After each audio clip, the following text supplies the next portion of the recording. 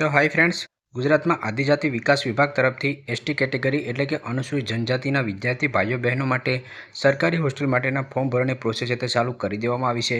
તો આ વિડીયોમાં આપણે લાઈવ પ્રોસેસ જોવાના છીએ કે તમે કઈ રીતે ઓનલાઈન ફોર્મ ભરી શકો છો.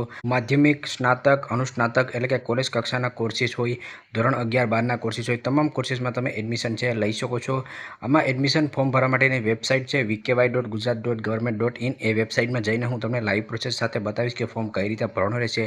ફોર્મ ભરવાની છેલ્લી તારીખ છે એ 15 જુલાઈ રહેશે. અને આ ઉપરાંત પણ જે વિદ્યાર્થીઓ મેડિકલ કક્ષાના કોર્સમાં અને એન્જિનિયરિંગ કક્ષાના કોર્સમાં એડમિશન લેતા હોય તો એ વિદ્યાર્થીની જે તારીખ છે એ 25 જુલાઈ પછી ડિક્લેર સાથે કરવામાં આવશે. તો હાલ જે પણ વિદ્યાર્થીઓ BBA, BCA, MA, MCOM, MEd, BEd, ધોરણ 11-12 વગેરે ક્લાસ કે કોર્સમાં એડમિશન લીધું હોય એ તમામ વિદ્યાર્થીઓ હોસ્ટેલ માટેનું ફોર્મ ભરી શકે છે.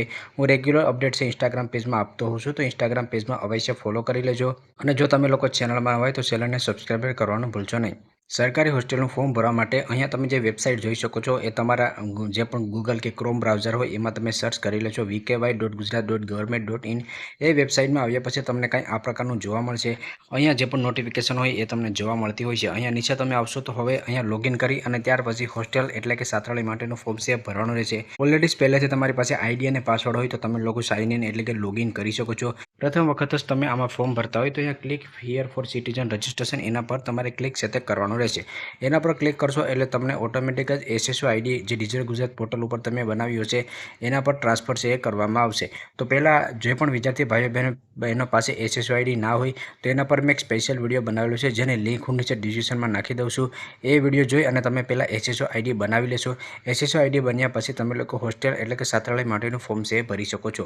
તો તમારી સમક્ષ આવું જોવા મળશે. હવે જે પણ તમારો SSO આઈડી હોય એ અને પાસવર્ડ નાખીને તમારે જે OTP સેન્ડ છે તે કરવાનો રહેશે. તો તમે લોકો ડિજિટલ ગુજરાત પોર્ટલ ઉપર જઈ SSO આઈડી બનાવી લેશો. SSO આઈડી તમારો બનાવી લેશે એટલે અહીંયા તમને જે પણ તમારું SSO આઈડી બન્યું છે એ આઈડી, તમારો પાસવર્ડ અને અહીંયા નીચે તમને જે કેપ્ચા જોઈ શકો છો એ કેપ્ચા નાખીને ત્યાર પછી સેન્ડ OTP જોવા મળશે. એના પર ક્લિક છે કરવાનું રહેશે. સેન્ડ OTP પર ક્લિક કર્યા પછી જે પણ તમારો registered mobile number, email ID હશે એમાં OTP છે મોકલવામાં આવશે. OTP મોકલવામાં આવશે ત્યાર પછી એ OTP તમારે અહીંયા નાખવાનો રહેશે.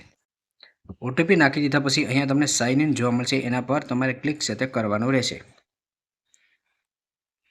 સાઇન ઇન કર્યા પછી અહીંયા થોડુંક લોડિંગ લેશે અને ત્યાર પછી તમે હોસ્ટેલના ફોર્મ ભરવા માટેના ડેશબોર્ડમાં આવી જશો. ઉપર અહીંયા તમે જોઈ શકો છો કે મારા ઈમેલ આઈડીમાં પણ એક OTP છે તે મોકલી દેવામાં આવ્યો હતો.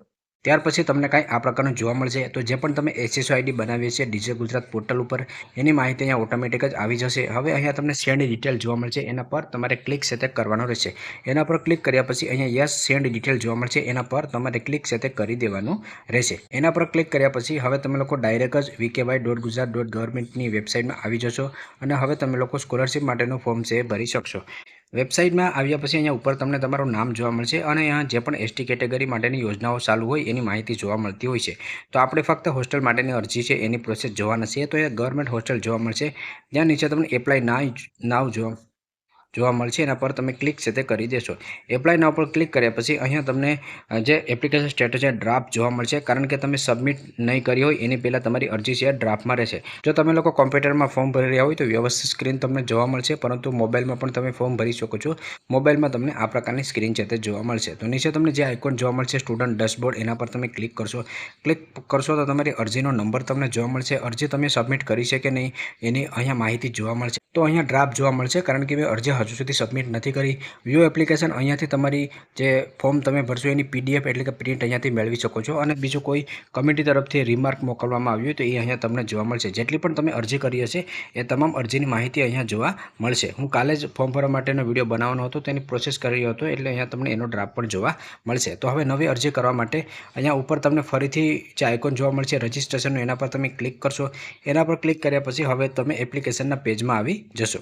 તો પહેલાં જ અહીંયા વ્યક્તિગત માહિતીમાં છાત્રાલયમાં પ્રવેશનો પ્રકાર જોવા મળશે. તો જેને નવો પ્રવેશ હશે એટલે કે ફ્રેશ એપ્લિકેશન હશે અને નવો પ્રવેશ છે તે જોવા મળશે. ત્યાર પછી અન્ય વિગત છે એ તમારી SSO આઈડી તમે ડિજિટલ ગુજરાત પોર્ટલ ઉપર બનાવી હશે એમાંથી ઓટોમેટિક જ તમારી ડિટેલ એટલે કે માહિતી લઈ લીધી હશે. તો અહીંયા તમારું નામ, વિદ્યાર્થીનો મોબાઈલ નંબર, પરિણીત છે કે અપરિણીત, વિદ્યાર્થીનું ઈમેલ આઈડી, જન્મ તારીખ, કાયમી સરનામું વગેરે તમામ માહિતી છે એ તમે SSO આઈડી બનાવી હશે એમાંથી એ લોકો ઓટોમેટિક જ કલેક્ટ કરી લેશે. વિદ્યાર્થીના વાલીનું જે પણ પૂરેપૂરું નામ હોય એ તમારે અહીંયા ફિલઅપ કરવાનો રહેશે। ત્યાર પછી પિતા વાલી નો જે ધંધો હોય, ખેતી કરતા હોય, અન્ય હોય, નોકરી હોય તો એ તમારે સિલેક્ટ કરવાનો રહેશે। પત્ર વ્યવહારનું સરનામું છે ઓટોમેટિક જ તમારું લઈ લેશે અને તમારે મેન્યુઅલી ફિલઅપ કરવું હોય તો અનટિક કરી અને મેન્યુઅલી પણ તમે ફિલઅપ કરી શકો છો। ત્યાર પછી વાલી એટલે કે પિતાનો મોબાઈલ નંબર અહીંયા ફિલઅપ કરશો। ત્યાર પછી અન્ય એક ઇમરજન્સી કોન્ટેક્ટ તમારે આપવો હોય તો એ પણ તમે આપી શકો છો। કુટુંબની વાર્ષિક આવક છે એ તમે અહીંયા ફિલઅપ કરશો, જે તમારા આવકના પ્રમાણપત્રમાં મળી જશે। ત્યાર પછી જાતિ જોવા મળશે, એમાંથી તમે કઈ કેટેગરીમાંથી આવો છો, અનુસૂચિત જનજાતિમાંથી આવતા હોય કે અન્ય પરંપરાગત વનવાસીમાંથી આવતા હોય, તો જે પણ કેટેગરીમાંથી તમે આવતા હોય એ કેટેગરી અહીંયાથી તમારે સિલેક્ટ કરી લેવી। ત્યાર પછી પેટા જાતિ, તો જે પણ તમે જાતિ પસંદ કરી છે એમાંથી જે પણ પેટા જાતિ આવતી હોય એ પેટા જાતિ તમારે અહીંયાથી સિલેક્ટ કરી લેવી। ત્યાર પછી શું તમે દિવ્યાંગ છો, જો કોઈ ભાઈ કે બહેન દિવ્યાંગ હોય તો અહીંયા હા કરશે, બાકી ના રહેવા દેવાનું રહેશે। ત્યાર પછી નીચે આવશો તો હવે શાળા કોલેજ પ્રવેશની માહિતી, તો અહીંયા પ્લસનું આઇકન જોવા મળશે, એના પર તમારે ક્લિક કરવાનું રહેશે। તો ચાલુ વર્ષે તમે કઈ કોલેજમાં એડમિશન લીધું છે એની માહિતી ફિલઅપ કરવાની રહેશે। તો શાળા કોલ પ્રવેશની વિગત પસંદ કરો, તો અહીંયાથી તમે સ્કૂલમાં એડમિશન લીધું છે, કોલેજમાં લીધું છે, જો સ્કૂલમાં લીધું હોય તો નીચે અને કોલેજમાં લીધું હોય તો ઉપર તમારે ટચ કરવાનો રહેશે। ત્યાર પછી અહીંયા કોર્સના નામ આવી જશે, તો ચાલુ વર્ષે જે પણ કોર્સમાં એડમિશન લીધું હોય એ તમારે પસંદ કરવાનું રહેશે। આમાં ધોરણ 10 ઉપરના તમામ કોર્સીસ આવી જશે, એમાંથી જે પણ કોર્સમાં તમે એડમિશન લીધું હોય એ કોર્સ તમારે અહીંયા સિલેક્ટ છે કરવાનો રહેશે। આમાં તમામ પ્રકારના કોર્સ આવી જશે, તમે જે પણ કોર્સમાં એડમિશન લીધું હોય એ કોર્સ તમે પસંદ કરશો। ચાલુ વર્ષે તમને જે પણ સ્કૂલમાં કે કોલેજમાં એડમિશન મળ્યું એ સ્કૂલ કે કોલેજનું પૂરેપૂરું નામ અહીંયા ફિલઅપ કરશો। ત્યાર પછી જિલ્લો પસંદ કરશો કે તમે જે પણ કોલેજમાં એડમિશન મળ્યું છે તો એ કોલેજ કયા જિલ્લામાં આવેલી છે, એ જિલ્લા મુજબ જો તાલુકો હોય તો તમે તાલુકો પણ પસંદ કરી શકો છો। ત્યાર પછી ગામનું નામ, તો જો ગામ હોય તો તમે પસંદ કરી શકો છો, ના હોય તો જરૂરત નથી, પરંતુ ગામ લાગુ પડતું હોય તો તમે અહીંયાથી પસંદ છે કરી શકો છો। ત્યાર પછી આ નીચે આવશો તો હવે વિદ્યાર્થીને એડમિશનની જે ટકાવારી છે એની માહિતી આપવાની રહેશે। તો જે પણ કોર્સમાં તમે એડમિશન લીધું હોય એને જે પણ ટકાવારીના આધારે તમને કોલેજમાં કે સ્કૂલમાં એડમિશન મળ્યું એની માહિતી તમારે અહીંયા નાખવાની રહેશે। તો અહીંયા જે પણ છેલ્લે તમે પરીક્ષા પાસ કરી હોય, લાસ્ટ એજ્યુકેશન, એની માહિતી નાખવાની રહેશે। તો જે પણ છેલ્લે તમે જે પરીક્ષા પાસ કરી હોય એ અહીંયાથી તમારે પસંદ કરવાની રહેશે। તો હું અહીંયા 12 સાયન્સ પાસ કરી લઉં છું।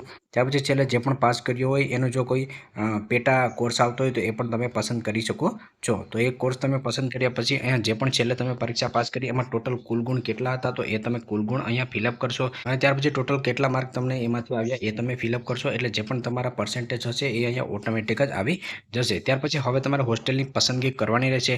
તો તમને જે પણ જિલ્લામાં એડમિશન મળ્યું એ મુજબ તમારે હોસ્ટેલની પસંદગી કરવાની હોય છે। હું ડેમો તરીકે અહીંયા એક હોસ્ટેલ પસંદ કરી લઉં, મેં અમદાવાદ કરેલી છે તો 3 હોસ્ટેલ અહીંયા મને જોવા મળે છે, તો હું અમદાવાદની કોલેજ કક્ષાની હોસ્ટેલ છે એ પસંદ કરી લઉં છું। ત્યાર પછી એડ હોસ્ટેલ જોવા મળશે, એના પર ક્લિક કરીશ તો એ હોસ્ટેલનું લિસ્ટ નીચે આવી જશે।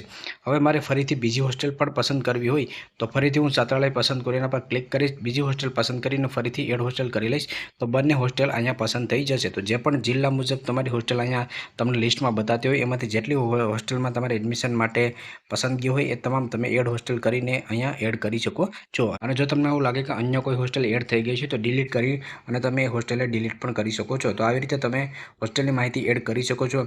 તમે ગયા વર્ષે 2025-26માં સરકારી છાત્રાલયમાં રહેતા હતા કે નહીં, જો રહેતા હોય તો હા કરશો, હા કરશો તો અભ્યાસક્રમની વિગતો, સમયગાળો, જિલ્લો અને હોસ્ટેલનું નામ તમારે પસંદ કરવાનું રહેશે, પરંતુ ફ્રેશ એપ્લિકેશન કરતા હોય તો તમારે ના કરી દેવાનું રહેશે। તમે પૂર્ણ થયેલા અભ્યાસની વિગતો, તો હવે અહીંયા જે પણ છેલ્લે તમે પરીક્ષા પાસ કરી હોય એની સંપૂર્ણ માહિતી તમારે દર્શાવવાની રહેશે, અને જો તૂટ પડેલ હોય તો તમારે સ્વઘોષણા પત્રક છે એ પણ અપલોડ કરવાનું રહેશે। તો અહીંયા ઉદાહરણ તરીકે તમે MBBSમાં એડમિશન લેવાના હોય કે BSc નર્સિંગમાં એડમિશન લેવાના હોય તો અહીંયા તમારે ધોરણ 10, 11 અને 12ની માહિતી ફિલઅપ કરવાની છે। જો તમે લોકો MBA કે MCમાં એડમિશન લેવાનું હોય તો તમારે ધોરણ 10, 11, 12, FY, SY, TYની વિગતો છે તે નાખવાની રહેશે। એટલે કે છેલ્લે જે પણ તમે અભ્યાસ પૂર્ણ કર્યો છે એ તમામ અભ્યાસક્રમની વિગત નાખવાની રહેશે।